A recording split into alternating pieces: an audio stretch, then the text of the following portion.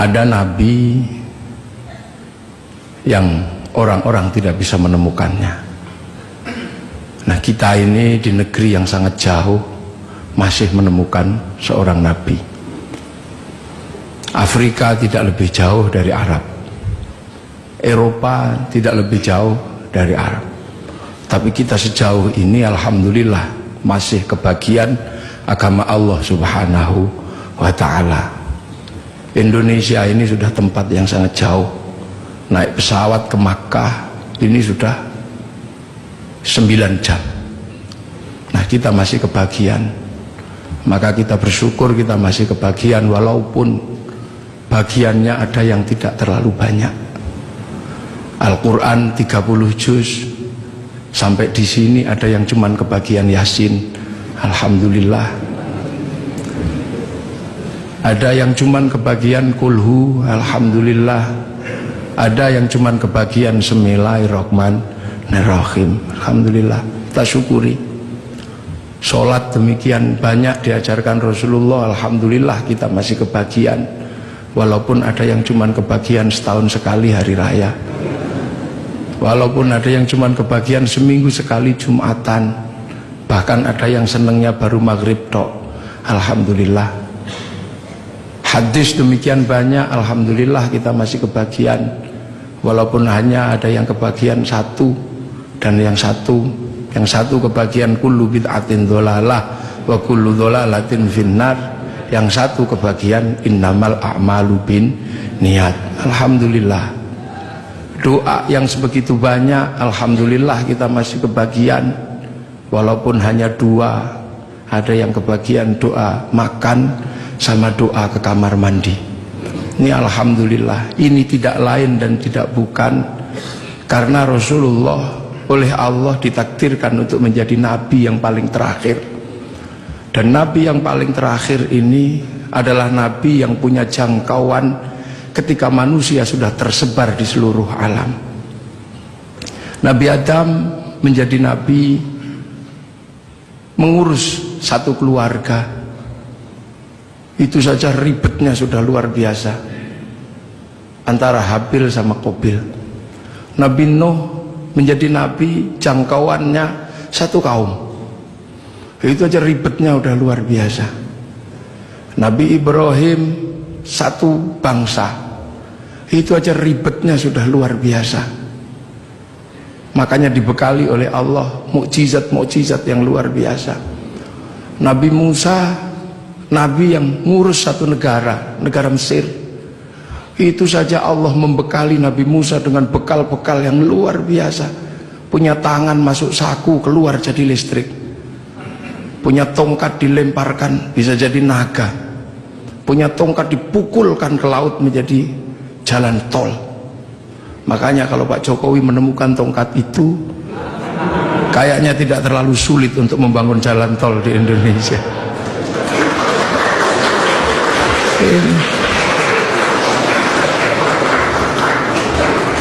Nabi-nabi Allah diutus. Ada Nabi Daud diutus mengurusi satu negara, tapi punya kemampuan yang luar biasa. Tangan masuk tanah, keluar menjadi logam, bisa dijadikan pedang, bisa juga dijadikan baju. Nabi Sulaiman jangkauannya satu negara, kelebihannya luar biasa. Nabi Sulaiman mampu membangun sebuah kota besar menggunakan tenaga jin. Bisa berbicara dengan semut, bisa berbicara dengan burung, bahkan angin pun bisa diajak berbicara.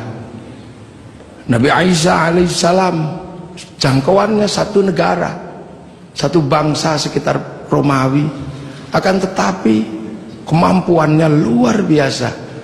Manusia yang buta dipegang matanya bisa melek kembali. Orang mati bahkan bisa dibangunkan. Wih, itu bangun.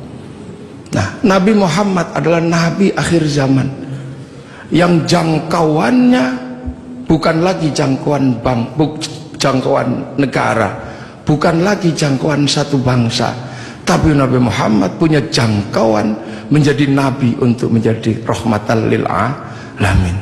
Ini perbedaan nabi-nabi dengan Nabi Muhammad. Nabi Muhammad menjadi nabi ketika manusia sudah menjadi bangsa-bangsa, menjadi suku-suku, dan itu harus dijangkau semuanya. Makanya dari situlah Nabi Muhammad dilahirkan di kota Makkah. Kenapa tidak lahir di Bogor? Kenapa juga tidak lahir di Cina, tapi lahir di Makkah? Karena Makkah adalah guidance. Makkah adalah awal di mana manusia mengenal Allah Subhanahu wa ta'ala.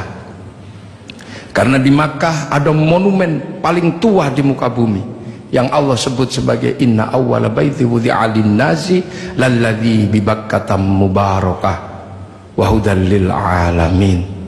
Di situ dibangun bangunan tua, bangunan tertua. Bahkan ada yang mengkaji itu sesungguhnya adalah petilasan pertama ketika Nabi Adam turun ke muka bumi, memberikan tanda di situ agar manusia punya guidance kalau harus kembali kepada Allah. Dan di Makkah pula terjadinya pertukaran antara laki-laki dan perempuan dalam wilayah yang paling tersembunyi antara Nabi Adam dan Siti Hawa. Pertemuan itu diabadikan oleh Allah dengan sebuah tugu yang sangat dikenal dengan nama Jabal Rahmah. Dan dari situ kemudian manusia menjadi beranak pinak, manusia menjadi bangsa, menjadi suku yang tetap di Arab. Kita bisa lihat dengan wajah yang tetap cantik dan tetap ganteng. Yang pindah ke Eropa berubah menjadi tinggi besar dengan rambut merah. Yang ke Cina berubah menjadi sipit dengan pipi yang agak tembem kayak bakpao. Kemudian yang pindah ke Afrika berubah menjadi hitam gosong, yang bisa kita lihat hitam kulitnya. Nah yang ke Indonesia berubah jadi seperti kita, kecil-kecil, pesek-pesek, nah, seperti inilah ini. Nah ini semua akan dijangkau dalam konsep rahmatan lil alamin. Nah manusia ketika berpindah-pindah, guidance itu hilang. Maka Allah kemudian mengutus seorang nabi untuk mencari guidance itu. Diutuslah Nabi Ibrahim alaihissalam untuk menemukan itu. Dan alhamdulillah Nabi Ibrahim ditemani oleh putranya namanya Ismail dan istrinya namanya Hajar, menemukan kembali situs di mana manusia harus kembali kepada Allah. Situs itu dibangun ulang sama Nabi Ibrahim dan berdoa, Rabbana inni askantu min dzurriyyati biwadin ghairi dzi zar'in 'inda baitikal muharram Rabbana liyuqimus sholata waj'al afidatan minan nasi tahwi ilaihim warzuqhum minats thamarati la'allahum yashkurun. Maka karena Nabi Ibrahim menemukan guidance itu, Nabi Ibrahim menjadi orang yang paling terkenal di muka bumi dengan nama yang berbeda-beda. Ada yang menyebut Ibrahim, ada yang menyebut Abraham, bahkan ada yang menyebut sebagai Brahma. Walaupun ini butuh penelitian yang sangat luar biasa mendalam. Kenapa?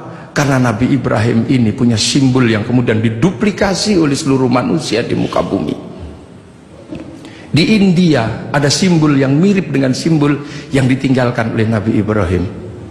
Ini butuh kajian mendalam dan ini mesti saya sampaikan dalam sebuah forum kenegaraan seperti ini. Karena ini yang akan mengurai benang kusut antara manusia di muka bumi dengan lahirnya Rasulullah Muhammad sallallahu alaihi wasallam.